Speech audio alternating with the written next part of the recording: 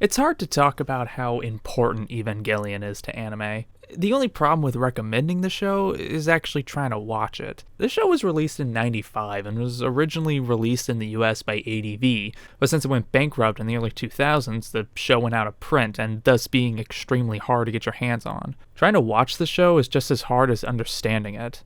You could cough up the absurd amount of money it costs to buy one of the old DVDs, or you could go on an illegal streaming service and hope to God the subs are in order.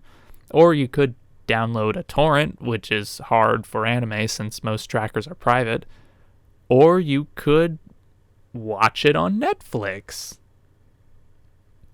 What could go wrong? There's no flying me to the moon. Yep. Yep.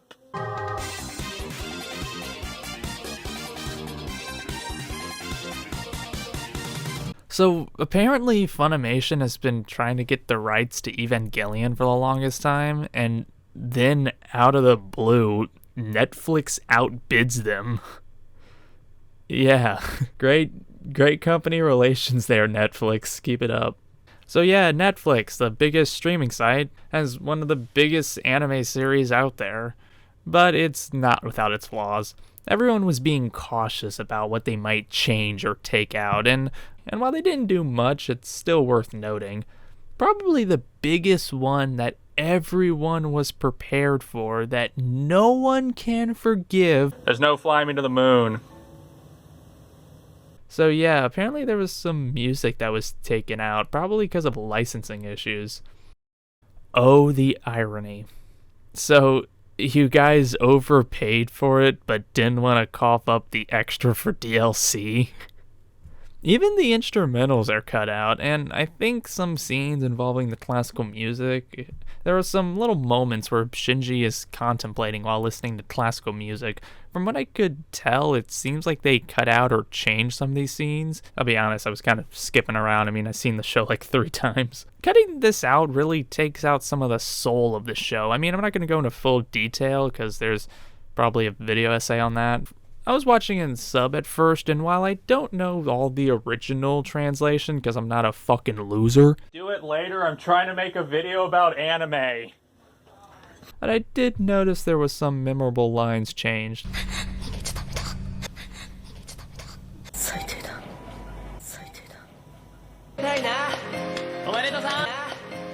Really? There are probably some others, but like I said, I was kind of on autopilot.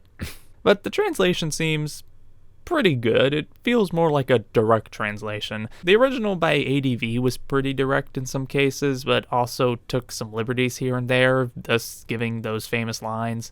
But excluding those lines are fine. It doesn't hurt anything. It's not the original, so yeah, it doesn't affect the story.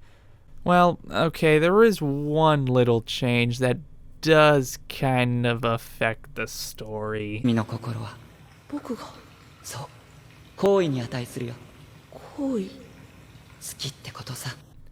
What? Kaoru is only in one episode, but he's really important. When everyone was against Shinji, Kaoru was there to help. Shinji had someone to really? The famous simple line was altered. This went as far as to even change Shinji's line to... The weirdest thing is that even the translator knew how obvious it was and decided to make it ambiguous. Yes, it's a small change, but it's one that does impact the story, or at the very least the characters. But I know that's not the only type of translation here. There is a new dub. And well, I don't want to criticize people who have to sit in a hotbox all day and record poorly translated lines for a cartoon they probably don't get paid enough to care about.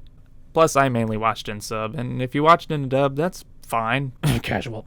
I've seen Eva in the original dub, and it has its problems, but it's just so rememberable. Everyone is so distinct, it adds to the characters. That's why Funimation brought the originals back for the rebuild series. Netflix apparently had that option, but... yeah. The new dub is... fine. It's good. It's just that... it's like redubbing Cowboy Bebop. You just can't unhear it. And yeah, the voices are good, especially for a cast of unknowns. Wait, what? It's not the actor's fault, it's just the decision. Oh yeah, and their dub titles too. That's just good. Also, one thing that I don't hear anyone talk about, but is there gonna be a Blu-ray? Physical release is important, especially if it can only be viewed through streaming. Streaming isn't bad, it's just unsecure. Netflix removes shows and movies all the time, sometimes without warning. Yes, even originals aren't safe. And even if it was re-released, I don't know if I'd trust it. Remember when Ghost in the Shell movie was released? Well, Starz re-released Standalone Complex on Blu-ray, and it was terrible. It had no subtitles, there were video glitches, and had some audio cutouts. It was obviously just a rush release so that they could make a quick buck.